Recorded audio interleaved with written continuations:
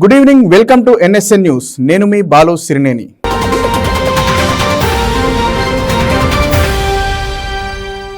తెలంగాణ రాజధాని విషయంలో కాంగ్రెస్ బీజేపీలు కుట్రలు చేస్తున్నాయన్నారు మాజీ మంత్రి హరీష్ రావు.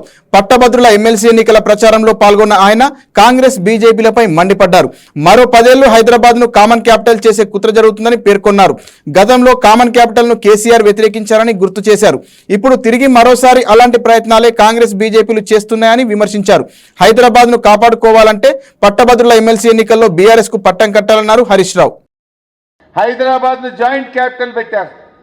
ఇప్పుడు మళ్ళీ కొత్తగా స్టార్ట్ చేసిండ్రు. ఇంకా 10 ఏళ్ళు జాయింట్ క్యాపిటల్ పెట్టాలనా? అప్పుడే కేసీఆర్ ఒప్పుకోలే. 10 ఏళ్ళు ఏందండి, కావాలంటే 5 ఏళ్ళు పెట్టుకోండి అన్నారు. కానీ ఇదే కాంగ్రెస్ పార్టీ 10 ఏళ్ళు ఆంధ్రాకు తెలంగాణకు జాయింట్ క్యాపిటల్గా హైదరాబాద్ను పెట్టారు. మళ్ళీ ఇప్పుడు స్టార్ట్ చేసిండ్రు. ఇంకా 10 ఏళ్ళు పెంచాలనా? మన హైదరాబాద్ మనకు దక్కాలంటే, హైదరాబాద్ మీద పూర్తి హక్కులు మనకు రావాలంటే ప్రశ్నించే గొంతు రాకేష్ని గెలిపియండి. పెంచకుండా మేం కొట్లాడతాం. ఎందుకంటే పోయినసారి 7 మండలాలు ఇచ్చింది వీళ్ళే. ఇప్పుడు మళ్ళా 10 ఏళ్ళు ఇచ్చేటువంటి కుట్రలు జరుగుతూ ఉన్నాయి. అందువల్ల మనం ఆలోచించాలి, జాగ్రత్త పడాలి. మన హైదరాబాద్ మనకే దక్కాలి. హైదరాబాద్ జాయింట్ క్యాపిటల్ కాదు, ఇది తెలంగాణ క్యాపిటల్ అని చెప్పాలి. అంటే మీరందరూ కూడా బీఆర్ఎస్ పార్టీని గెలిపించాలి.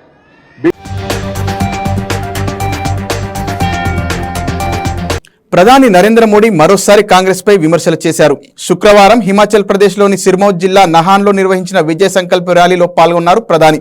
ఈ సందర్భంగా ఆయన మాట్లాడుతూ యువతకు 1,00,000 ఉద్యోగాలు కల్పిస్తామన్న హామీని కాంగ్రెస్ నెరవేర్చలేదన్నారు. రాష్ట్ర స్టాఫ్ సెలక్షన్ కమిషన్ కు ప్రభుత్వం తాళం వేసిందని మోడీ ఫైర్ అయ్యారు. బీజేపీని 3వ సారి అధికారంలోకి తీసుకొచ్చేందుకు మీ ఆశీర్వాదం కోసం నేను ఇక్కడికి వచ్చానన్నారు. నా కోసం, నా కుటుంబం కోసం కాదు, అభివృద్ధి చెందిన దేశం కోసం ఓటు వేయాలని ప్రజలను కోరారు.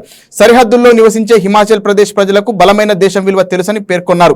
ఓబీసీ రిజర్వేషన్లను కాంగ్రెస్ లాక్కొని ముస్లింలకు ఇస్తుందని ప్రధాని ఆరోపించారు. कांग्रेस को सिर्फ धोखा देना और ताला लगाना ही आता है. कहां तो हिमाचल में लाखों नौकरियां देने की घोषणा की थी और कहां सर्विस कमीशन में भी उन्होंने ताला लगा दिया. और उन्होंने सिर्फ सर्विस कमीशन पे ताला नहीं लगाया, उन्होंने मेरे हिमाचल प्रदेश के बेटे बेटी नौजवानों को उनके भविष्य पे ताला लगा दिया है.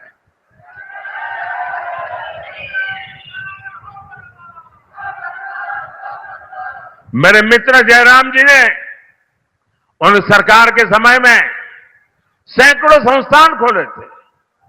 कांग्रेस ने उनमें ताला लगा दिया. मंडी में बड़ा एयरपोर्ट बनाने की प्रक्रिया चल रही थी, कांग्रेस ने उस पर ताला लगा दिया. क्या मंडी में हवाई अड्डा बनना चाहिए कि नहीं बनना चाहिए? टूरिज्म के लिए जरूरी है कि नहीं है? उस पर भी ताला लगा दिया.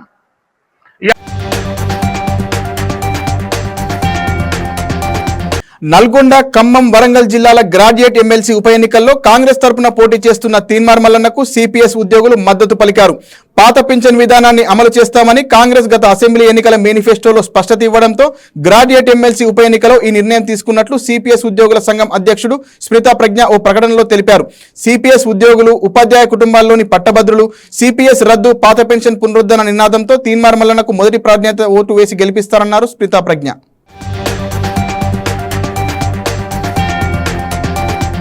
ఢిల్లీ లిక్కర్ పాలసీ కేసులో బీఆర్ఎస్ ఎమ్మెల్సీ కవిత దాఖలు చేసిన పిటిషన్పై విచారణ మే 27కు వాయిదా పడింది.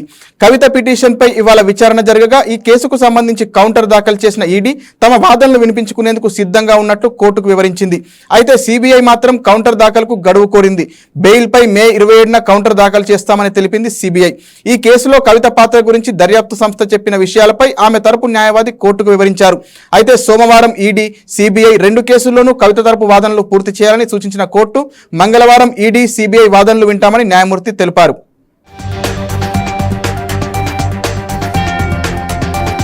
మద్యం సేవించిన ఓ యువకుడు హైదరాబాద్లోని నాగోల్ పోలీస్ స్టేషన్ పరిధిలోని ఫతుల్లాగూడ రోడ్డులో ఉదయపు నడక సమయంలో హల్చల్ చేశారు.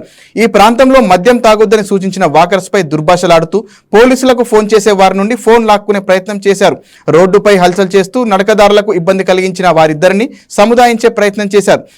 యువకుడు మద్యం మత్తులో చేసిన హంగామా వీడియో ఇప్పుడు సోషల్ మీడియాలో వైరల్ అయ్యింది.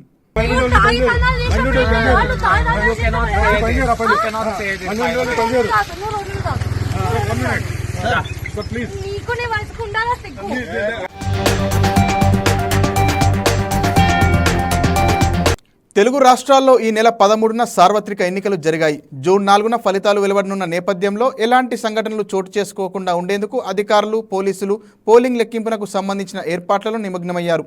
అందులో భాగంగా ఏపీలోని అనకాపల్లి పోలీసులు క్లిష్ట పరిస్థితులను ఎదుర్కొనేందుకు మాప్ ఆపరేషన్ను చేపట్టి ప్రజల్లో అవగాహన కల్పించారు.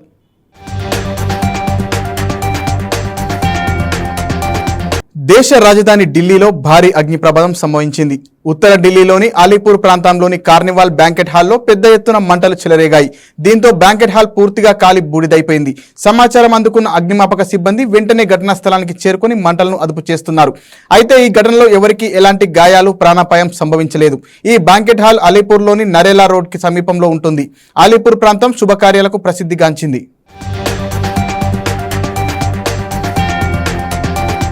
ఎన్నికలు జరిగిన 48 గంటల్లో ప్రతి ఎన్నికల కేంద్రంలో పోలైన ఓట్ల సమాచారాన్ని ఎన్నికల సంఘం వెబ్సైట్లో అప్లోడ్ చేయాలని ఏడీఆర్ ఎన్జీఓ సంస్థ సుప్రీంకోర్టులో పిటిషన్ వేసింది. ఏడీఆర్ ఎన్జీఓ సంస్థ అభ్యర్థనను తిరస్కరించిన సుప్రీంకోర్టు 5 దశల ఎన్నికలు పూర్తయిన నేపథ్యంలో తాత్కాలిక ఆదేశాలు ఇవ్వలేమని ఉన్నత న్యాయస్థానం స్పష్టం చేసింది. ఈసీ వెబ్సైట్లో ఫారం 17C డేటాను అప్లోడ్ చేయాలన్న అప్లికేషన్ను కొట్టివేస్తూ జస్టిస్ దీపాంకర్ దత్తా, జస్టిస్ సతీష్ చంద్ర శర్మలతో కూడిన ధర్మాసనం తీర్పు ఇచ్చింది. బూత్ డేటాను అప్లోడ్ చేస్తే ఓటర్లు అయోమయంలో పడొచ్చని ఎన్నికల సంఘం కోర్టులో వాదించింది. ఫారం 17C డేటా కేవలం అభ్యర్థి లేదా బూత్ ఏజెంట్కు మాత్రమే ఇస్తామని ఎన్నికల సంఘం తెలిపింది. నల్గొండ, ఖమ్మం, వరంగల్ జిల్లాల గ్రాడ్యుయేట్ ఎమ్మెల్సీ ఉప ఎన్నిక పోలింగ్ ఈ నెల 27న జరగనుంది. ఈ నేపథ్యంలో ఉమ్మడి 3 జిల్లాల పరిధిలోని రాష్ట్ర, కేంద్ర ప్రభుత్వ ఉద్యోగులకు సిఈసి సెలవు ప్రకటించింది. ఓటు హక్కు వినియోగించుకోవడానికి వీలుగా నిర్ణయం తీసుకున్నట్లు రాష్ట్ర ఎన్నికల ప్రధానాధికారి కార్యాలయం ప్రకటించింది. దీంతో నల్గొండ, సూర్యాపేట, భువనగిరి, జనగాం, హనుమకొండ, వరంగల్, మహబూబాబాద్, ములుగు, భూపాలపల్లి, ఖమ్మం, కొత్తగూడెం, సిద్దిపేట జిల్లాలోని ఉద్యోగులు, ఉపాధ్యాయులకు సెలవు లభించనుంది. ప్రైవేట్ కంపెనీల్లో పనిచేస్తున్న ఉద్యోగులకు మాత్రం సెలవు ఇవ్వడానికి ఈసీ నిబంధనలు లేవని సీఈఓ ఆఫీస్ వివరించింది. ఓటు వేసేందుకు వీలుగా పని గంటల్లో వెసులుబాటు కల్పించాలని, ప్రత్యేక పర్మిషన్ ఇవ్వాలని యాజమాన్యాలకు సూచించింది. దేశవ్యాప్తంగా జూన్ 1 వరకు మొత్తం 7 దశల్లో లోక్సభ ఎన్నికలు జరగనున్నాయి. ఇప్పటికే 5 దశలు పూర్తి అవగా 6వ దశ ఎన్నికలు దేశ రాజధాని ఢిల్లీతో సహా మొత్తం 6 రాష్ట్రాలు, 2 కేంద్రపాలిత ప్రాంతాల్లో 58 నియోజకవర్గాలకు రేపు జరగనున్నాయి. బీహార్ 8, హర్యానా 10, జమ్మూ కాశ్మీర్ 1, జార్ఖండ్ 4, ఢిల్లీ 7, ఒడిషా 6, ఉత్తరప్రదేశ్ 14, పశ్చిమ బెంగాల్ 8 స్థానాలకు ఎన్నికలు జరగనుండగా మొత్తం 889 మంది అభ్యర్థులు పోటీ చేస్తున్నారు.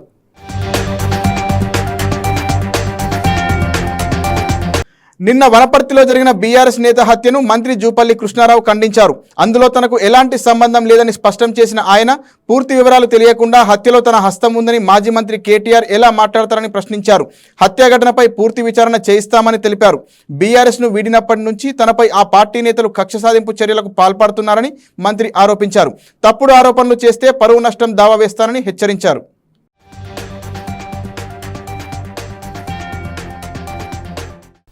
జరిగిందో తెలుసుకుందాం, పూర్తి వివరాలు తెలియనియండి అని ఆయనే అంటున్నాడు. మరి పూర్తి వివరాలు ఏం జరిగిందో తెలియకుండా జూపల్లి ప్రోద్బలం ఉంది, హస్తం ఉందని ఆరోపణ చేస్తుందంటే మరి ఎంత నిజాయితీ ఉందో ఇక్కడనే అర్థమవుతా ఉంది. నేను చెప్పాల్సిన అవసరం లేదు. ఈరోజు అసలు వీళ్లకు నేను సమాధానం చెప్పాల్సిన అవసరం లేదు వాస్తవంగా. ఎందుకంటే వీళ్ళకి నైతిక విలువలు లేవు, నన్ను ప్రశ్నించేటువంటి నైతిక అర్హత కూడా లేదు వీళ్ళెవరికి కూడా. ఎందుకంటే ఇలా కేటీఆర్ సిరిసిలో మనందరం చూసినాం. నేరేళ్లలో దళిత కుటుంబాలని అక్రమంగా ఇసుక తరలిస్తూ ఉంటే ఎంత దారుణంగా, ఘోరంగా హింసించి వాళ్ళని భయభ్రాంతి చేసి ఎంత ఘోరంగా చేసినారో, మర్డర్ చేయడం అంటే లిటరల్గా అది ఇవన్నీ కూడా మళ్ళీ చెప్పాల్సిన అవసరం మీకు అందరికీ తెలుసు, నాకంటే బాగా. అసలు అటువంటి వ్యక్తి ఇలా మీకు మాట్లాడేటువంటి నా పైన మాట్లాడేటువంటి అర్హత ఉందా అని నేను ప్రశ్నిస్తా ఉన్నా. మాజీ మంత్రి మల్లారెడ్డికి మరో షాక్ తగిలింది. చెరువులో 7 ఎకరాలు ఆక్రమించారంటూ రెవెన్యూ అధికారులు ప్రహరీ గోడను కూల్చివేశారు. శామిరిపేట మండలం బొమ్మరాసిపేట గ్రామంలోని పెద్ద చెరువు ఎస్పీఎల్ బఫర్ జోన్లలో మల్లారెడ్డి చెరువును ఆక్రమించారని స్థానికులు రెవెన్యూ ఇరిగేషన్ అధికారులకు ఫిర్యాదు చేశారు. దీంతో మల్లారెడ్డి నిర్మించిన ప్రహరీ గోడలను ఇరిగేషన్ అధికారులు తొలగించారు. సుమారు 25 ఎకరాలలో నిర్మించిన ప్రహరీ గోడలను తొలగించారు. అందులో మల్లారెడ్డికి సంబంధించిన సర్వే నెంబర్ 408లో 7 ఎకరాల ప్రహరీ గోడను జేసీబీ సాయంతో అధికారులు కూల్చివేశారు.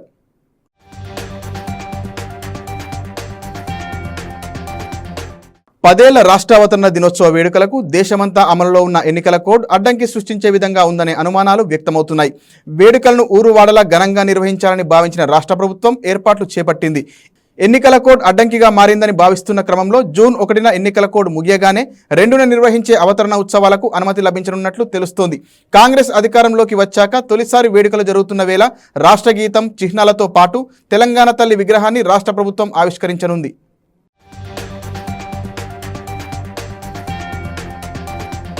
టీమిండియా స్టార్ ఆటగాడు విరాట్ కోహ్లీ కొత్త రెస్టారెంట్ను ప్రారంభించాడు. మైదానంలో పరుగుల వరద పారించే స్టార్ ఆటగాడు హైదరాబాద్లో తన కొత్త బ్రాంచ్ను మొదలుపెట్టాడు. విరాట్కు ఇంతకు ముందే న్యూవా 18 కమ్యూనిటీ పేరిట రెస్టారెంట్ ఉన్న సంగతి తెలిసిందే. తాజాగా 18 కమ్యూనిటీకి సంబంధించి కొత్త బ్రాంచ్ను హైదరాబాద్లోని హైటెక్ సిటీలో ప్రారంభించాడు. ఈ ఓపెనింగ్కు ఆర్సీబీ ఆటగాళ్లు వచ్చి సందడి చేశారు. కాగా ప్రస్తుతం ఇందుకు సంబంధించిన వీడియో సోషల్ మీడియాలో వైరల్గా మారింది. ఇందులో భారతీయ వంటకాలతో పాటు విదేశీ వంటకాలు అందుబాటులో ఉన్నట్లు తెలుస్తోంది.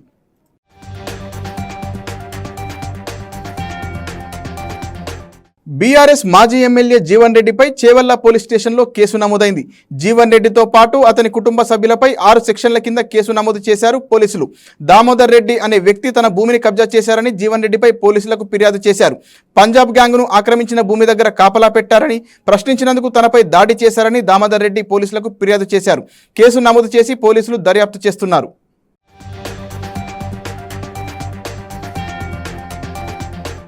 పాఠశాల మైదానంలో జలమండలి ట్యాంకర్ ఫిల్లింగ్ స్టేషన్ను ఏర్పాటు చేయడాన్ని నిరసిస్తూ మేడ్చల్ జిల్లా బాచుపల్లిలో ప్రజలు ఆందోళన చేపట్టారు. అక్కడ ఏర్పాటు చేసిన ఫిల్లింగ్ స్టేషన్ను వెంటనే తరలించాలని డిమాండ్ చేశారు. నిజాంపేట్ మున్సిపల్ కార్పొరేషన్లో చాలా ప్రభుత్వ స్థలాలు ఉన్నప్పటికీ నిరంతరం విద్యార్థులు ఉండే ఈ మైదానంలో ఏర్పాటు చేయడం సరికాదని గ్రామస్తులు విజ్ఞప్తి చేశారు.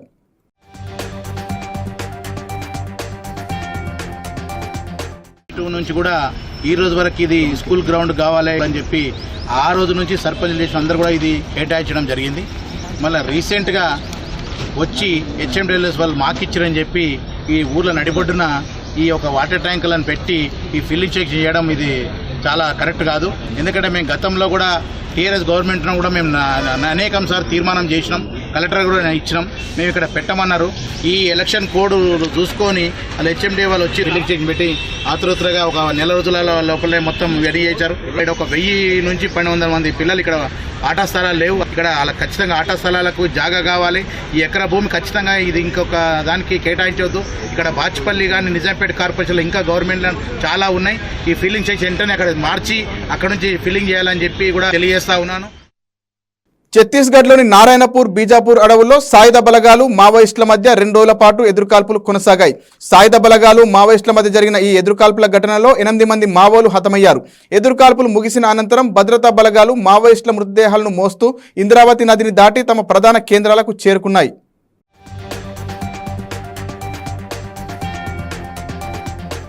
దుండగులు ఇంటి తాళాలు పగలగొట్టి 16 తులాల బంగారం, 35 తులాల వెండి, 1,40,000 రూపాయలను ఎత్తుకెళ్లిన సంఘటన హైదరాబాద్ రాచకొండ పోలీస్ కమిషనరేట్ పరిధిలోని అన్నోజిగూడలో చోటు చేసుకుంది.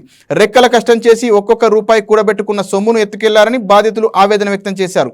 దుండగులపై చర్యలు తీసుకొని తమకు న్యాయం చేయాలని కోరారు. పోలీసులు సంఘటన స్థలానికి చేరుకొని కేసు నమోదు చేసి దర్యాప్తు చేస్తున్నారు.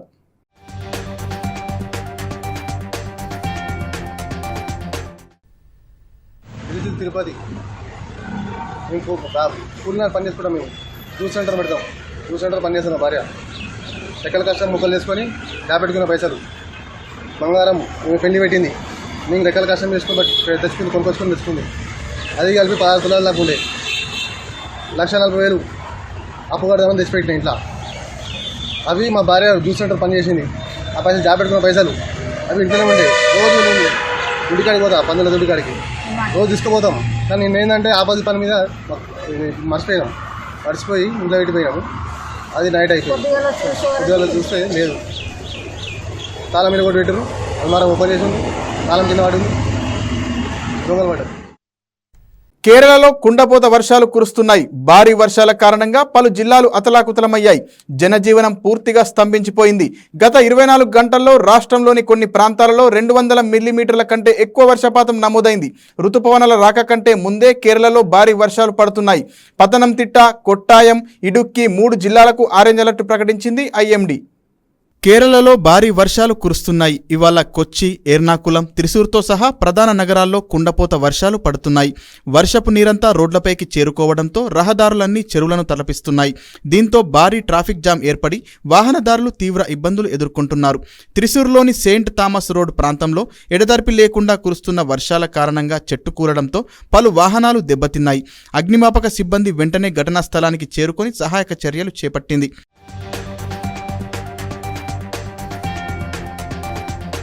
భారీ వర్షాల నేపథ్యంలో కేరళ దేవాదాయ శాఖ మంత్రి కె రాజన్ మీడియాతో మాట్లాడుతూ కొన్ని ప్రాంతాల్లో గత 24 గంటల్లో 20 సెంటీమీటర్ల కంటే ఎక్కువ వర్షం పడిందని చెప్పారు.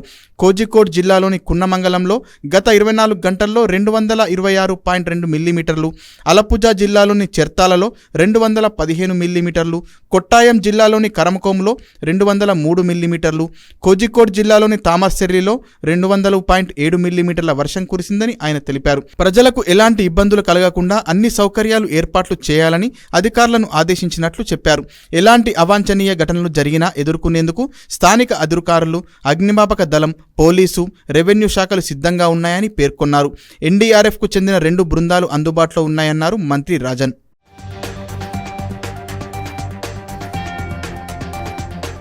హోటళ్లలో లభించే బిర్యానీ వంటి ఆహారాలను ఇష్టపడే అమాయకపు ప్రజల అవసరాలను ఆసరాగా చేసుకుని ఆహారం నాణ్యత పాటించకుండా ఇష్టాగోష్ఠిగా వ్యవహరిస్తున్న గ్రేటర్ హైదరాబాద్లోని హోటళ్లపై food safety and standards authority of India GHMC కొరడా జులిపించింది.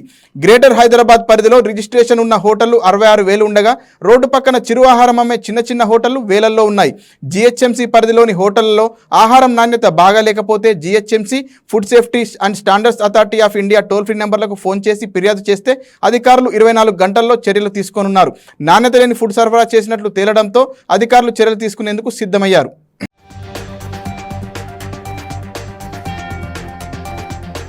మరిన్ని వార్తలతో మళ్ళీ కలుద్దాం. నమస్కారం.